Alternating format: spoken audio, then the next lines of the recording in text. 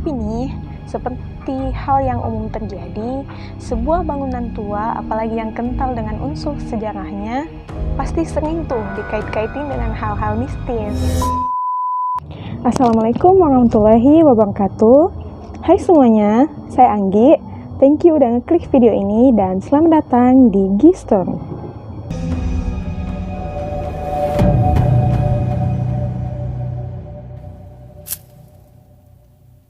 Pada kesempatan kali ini, saya akan membahas tentang salah satu bangunan yang sangat bersejarah yang berada di Sulawesi Selatan, tepatnya di Kota Makassar.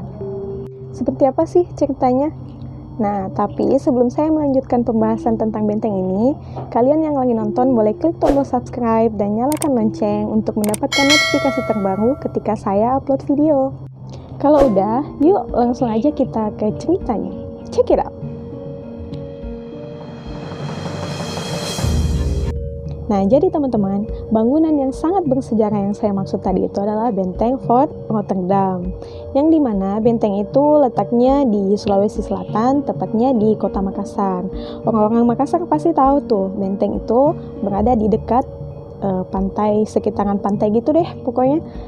Jadi, benteng ini tuh dibangun pada tahun 1545 oleh Raja Goa ke-10 yang bernama I Mandringau Dayembonto Karang Lakiung. Jadi nama lain yang biasa digunakan untuk menyebut benteng ini itu penyu teman-teman, karena bentuknya yang jika dilihat dari kejauhan mirip banget sama seekor penyu. Tapi masyarakat sekitar juga sering banget menyebut benteng ini tuh benteng ujung pandang. Awalnya benteng ini tuh berbahan dasar tanah liat, tapi sejak masa pemerintahan Raja Goa ke-14 Sultan Alauddin, konstruksi benteng ini dirubah menjadi batu padas yang berasal dari pegunungan Kars yang ada di Maros. Nah, singkat cerita nih gengs, setelah Perang Makassar yang dimulai pada tahun 1660 dan Makassar kalah pada tahun 1665, Belanda pun mendesak untuk mengadakan perundingan yang disebut dengan Perjanjian Bungaya, yang pada akhirnya Kerajaan Gorontalo menandatangani perjanjian tersebut yang salah satu pasalnya tuh mewajibkan Kerajaan Goa harus memberikan benteng ini kepada Belanda, gengs.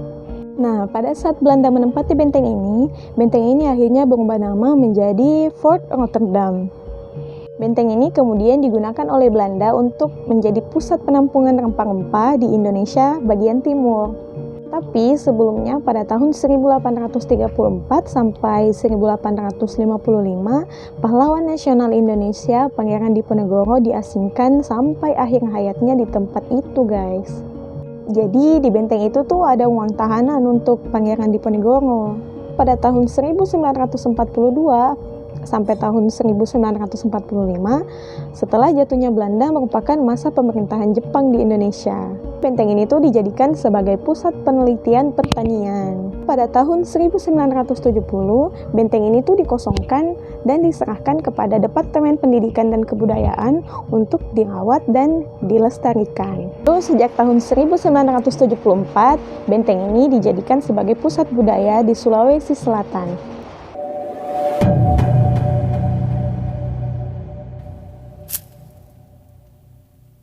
Tapi nih, seperti hal yang umum terjadi, sebuah bangunan tua, apalagi yang kental dengan unsur sejarahnya, pasti sering tuh dikait-kaitin dengan hal-hal mistis.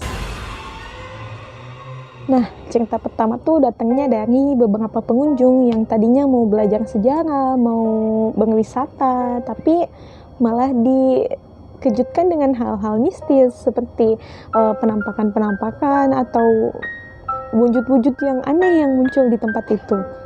Nggak terkecuali dengan benteng Fort Rotterdam ini. Jadi selain peristiwa sejarah singkat yang saya ceritakan, saya juga akan membahas beberapa tentang hal-hal mistis yang berada di tempat itu, gengs.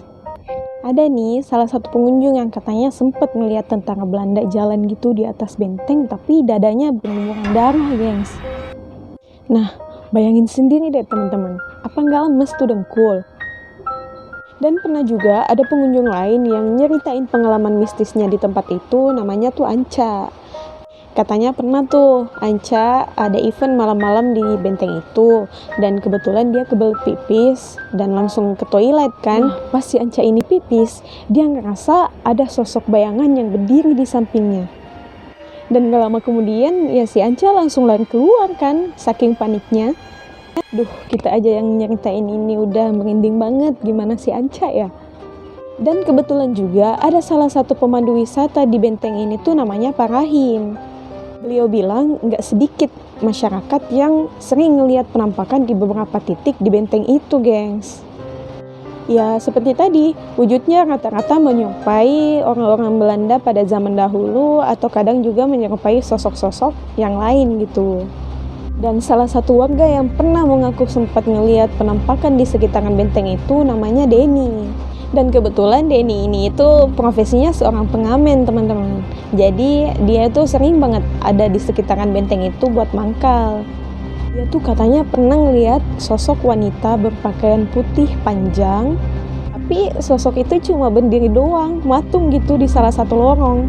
Duh, kalau saya yang berada di posisi si Denny itu ngelihat penampakan seperti itu udah pingsan duluan kali ya.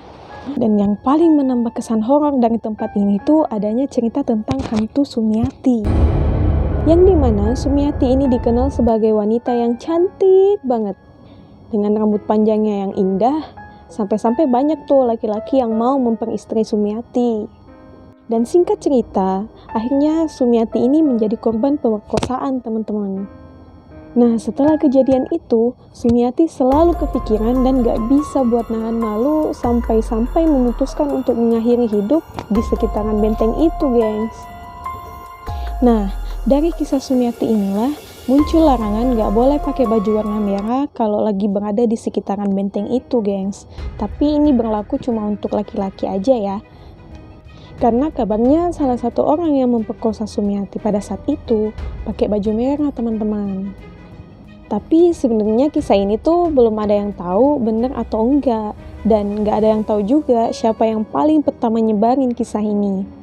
Dan di balik kisah mistis yang menghantui benteng ini, terutama kan sosok yang sering muncul itu sosok-sosok seperti tentara-tentara Belanda, noni-noni Belanda. Karena dulunya tempat itu emang banyak banget terjadi pembantaian kan, teman-teman. Jadi wajar aja kalau banyak banget mayat-mayat Belanda yang ditemukan di sana. Jadi wajar aja sih kalau banyak pengunjung yang ngeliat penampakan-penampakan seperti itu di beberapa titik di benteng Fort Rotterdam itu, gengs. Nah, pembahasan kita kan udah hampir selesai nih. Sekarang saya mau disclaimer dulu kalau semua pembahasan yang saya bahas sama kalian itu saya ambil dari artikel-artikel yang ada. Dan kalau ada informasi yang nggak saya sebutkan di sini, boleh teman-teman sebutkan di kolom komentar di bawah ya.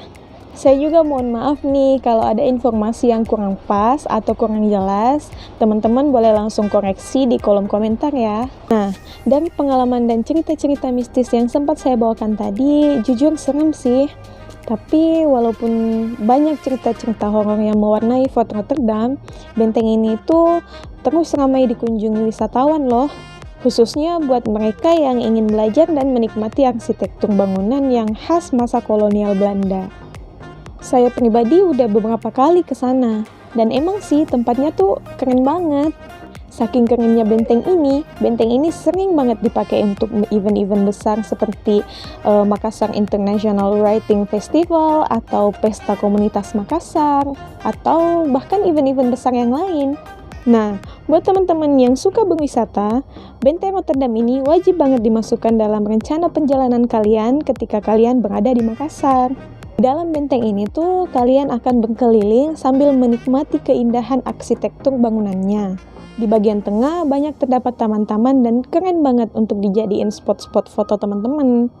Di bagian atas tembok-temboknya juga kalian bisa jalan-jalan sambil menikmati pemandangan laut yang ada di kota Makassar. Karena kan posisi benteng ini tuh berada dekat dengan laut, jadi pokoknya keren banget deh.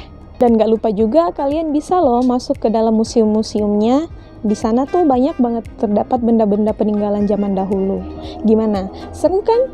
So, itu tadi beberapa cerita mistis dan sejarah singkat dari benteng Fort Rotterdam. Dan buat teman-teman yang berada di Makassar dan pernah berkunjung ke benteng ini, tapi juga mengalami cerita-cerita mistis, boleh komen di bawah ya. Thank you semuanya udah nonton video ini dari awal sampai akhir. Dan jangan lupa klik tombol subscribe buat kalian yang belum. Dan yang udah klik, thank you banget karena udah nge-support. Boleh minta like-nya juga ya. Dan sampai jumpa di Gistory selanjutnya. Bye, Assalamualaikum.